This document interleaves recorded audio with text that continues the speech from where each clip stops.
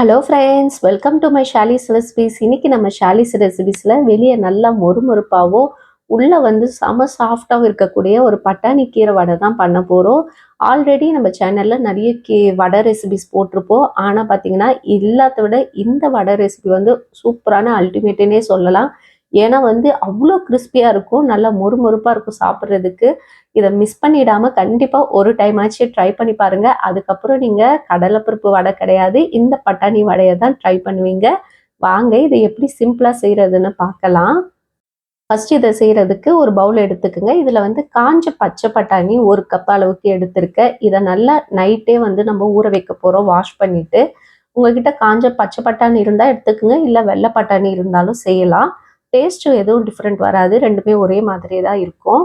இப்போ இது கூடவே என்ன பண்ணலாம், தனியாக இன்னொரு பவுலில் ஒரு 1/4 கப்பு அளவுக்கு உளுத்தம்பருப்பு எடுத்துக்குங்க. 2 டேபிள் ஸ்பூன் அளவுக்கு கடலைப்பருப்பு எடுத்துக்குங்க. இந்த 2 பருப்பையும் மிஸ் பண்ணிடாமல் கண்டிப்பாக சேர்த்துக்குங்க. இதுதான் வடைக்கு ரொம்பவே முக்கியம். இப்போ இதை நைட்டே நல்லா வாஷ் பண்ணிவிட்டு தனித்தனியாக ஊற வச்சிடலாம். இப்போ பாருங்கள், காலையில் நேரத்தில் எடுத்து பார்த்தோன்னா பட்டாணி நல்லா ஊறி வந்திருக்கு. அதே மாதிரி உளுத்தம்பருப்பும் கடலைப்பருப்பும் பாருங்கள் இந்த அளவுக்கு நல்லா ஊறி வந்திருக்கு. இந்த அளவுக்கு பார்த்தீங்கன்னா எப்படியும் ஒரு 40 வடையாச்சும் நம்ம செய்யலாம். அதனால நீங்கள் உங்களுக்கு எவ்வளோ வேணுமோ அதுக்கேற்ற மாதிரி பார்த்து போட்டுக்குங்க. இப்போ ஒரு மிக்ஸி ஜார் எடுத்துக்குங்க. தண்ணி இல்லாமல் இந்த பட்டாணியை மட்டும் ஃபஸ்ட்டு சேர்த்துக்கலாம். இதில் கொஞ்சமாக உப்பு சேர்த்துக்கிட்டு தண்ணி சேர்க்காம நல்லா கொரகொரப்பாக அரைச்சி எடுக்க போகிறோம். நம்ம எப்படி மசாலா வடைக்கு அரைப்போமோ அதே டைப்பு தான். நல்லா கொஞ்சம் கொரகொரப்பாக இருக்கணும். ரொம்ப நைஸாக மாவு மாதிரி அரைச்சிட்டிங்கன்னா வடை நல்லா இருக்காது, சரியாகவும் வராது. கொஞ்சம் கொரகொரப்பாக எடுத்துக்குங்க. அதே போல் உளுத்தம்பருப்பும் கடலைப்பருப்பையும் அதே மாதிரி கொஞ்சமாக உப்பு சேர்த்து, சுத்தமாக தண்ணி சேர்க்கக்கூடாது, கொஞ்சம் கூட தண்ணி சேர்க்காம இதையும் வந்து கொரகொரப்பாக அரைச்சி எடுத்துக்குங்க. இப்போ இதை எல்லாத்தையும் நம்ம ஒரு பவுலுக்கு மாற்றிடலாம். பாருங்கள், நான் பட்டாணி வந்து அரைச்சி எடுத்திருக்கேன், கையில் எடுத்து காட்டுறேன் பாருங்கள். இந்த அளவுக்கு நல்லா கொரகொரப்பாக இருக்கணும். அதே போல் உளுந்தும் கடலைப்பருப்பும் பாருங்கள், இதுவும் வந்து கொரகொரப்பாக இருக்கணும். ரொம்ப நைஸாக அரைச்சிட்டிங்கன்னா வடை வந்து முழுக்குன்னு ஆகிடும், கிறிஸ்பினஸ் இல்லாமல் போயிடும் நம்மளுக்கு. இப்போ இது கூடவே ஒரு வெங்காயத்தை பொடியாக கட் பண்ணி சேர்த்துக்குங்க.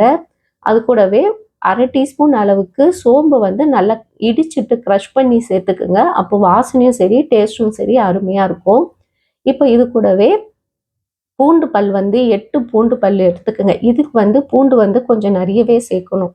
8 பூண்டு பல் தோலோட நல்லா இடிச்சிட்டு சேர்த்துக்குங்க. இது கூடவே ஒரு இஞ்சி சைஸ் அளவுக்கு இஞ்சி துருவிட்டோ இல்லைன்னா பொடியாக கட் பண்ணியோ உங்களுக்கு விருப்பமானபடி சேர்த்துக்குங்க.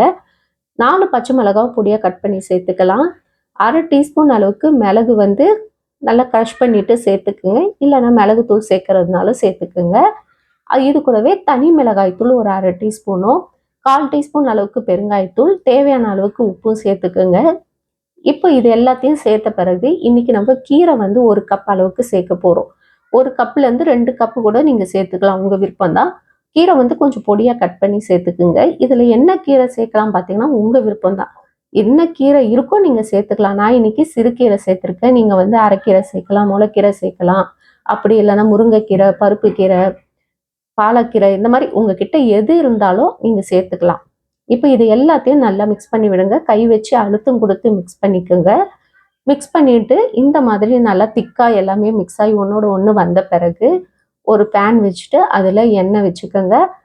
நம்ம வடையை வந்து பொரிச்சு எடுக்க போகிறோம். இந்த வடை பார்த்திங்கன்னா திக்காக போடக்கூடாது, ரொம்ப தின்னாக போடணும். மெலிசாக நம்ம கீரை வடைலாம் கடையில் சாப்பிடுவோம்ல, நல்லா மெலிசாக பெருசாக இருக்கும். அந்த மாதிரி உங்களுக்கு எவ்வளோ சைஸு பெருசு வேணுமோ அதுக்கேற்ற மாதிரி சப்பையாக தட்டி போட்டுக்கோங்க. 2 பக்கமும் நல்லா வந்து வெந்து வந்து நல்லா கோல்டன் ப்ரௌன் கலர் வந்த பிறகு எடுத்து சாப்பிடலாம். இந்த வடை பார்த்திங்கன்னா வேகிறதுக்கு கொஞ்சம் டைம் எடுக்கும். நார்மல் மசாலா வடையை விட இது வந்து கொஞ்சம் டைம் எடுக்கும். கொஞ்சம் பொறுமையாக நீங்கள் வந்து திருப்பி போட்டு எடுத்துக்கோங்க. வடையை போட்ட உடனே திருப்பாதீங்க, உடஞ்சிரும். கொஞ்சம் ஒரு 20 செகண்ட் 30 செகண்ட் விட்டுட்டு திருப்பி போடுங்க. அப்போ வந்து வடை உடையாமல் நல்லா சூப்பராக வரும் நம்மளுக்கு. அதே போல் ஒவ்வொரு வடையும் போடும்போது கையில் வந்து எண்ணெயோ இல்லைன்னா தண்ணி தொட்டுட்டு அதுக்கப்புறம் வடையை பிடிச்சிக்குங்க. ஏன்னா இதில் நம்ம உளுந்து சேர்த்துருக்கிறதால வடை தட்டும்போது கையில் ஒட்டிக்கும். ஸோ எண்ணெய் இல்லைன்னா தண்ணி அப்ளை பண்ணிக்கிட்டு நீங்கள் தட்டி போட்டிங்கன்னா ரொம்ப அருமையாக வரும். ரொம்ப சிம்பிளான ரெசிபி, ஆனால் பார்த்தீங்கன்னா அவ்வளோ டேஸ்ட்டாக இருக்கும். இந்த ரெசிபி வந்து ஒரு வாட்டி நீங்கள் ட்ரை பண்ணிட்டீங்கன்னா கண்டிப்பாக இந்த வடை ரெசிபியை அடிக்கடி நீங்கள் ட்ரை பண்ணுவீங்க. மறக்காமல் இந்த ரெசிபியை நீங்களும் ஒரு வாட்டி ட்ரை பண்ணிவிட்டு எனக்கு கமெண்ட்ஸ் பண்ணுங்கள் எப்படி இருக்குன்னு. அதே போல் கண்டிப்பாக திரும்ப திரும்ப செய்வீங்க, இதுக்கு நான் கேரண்டி.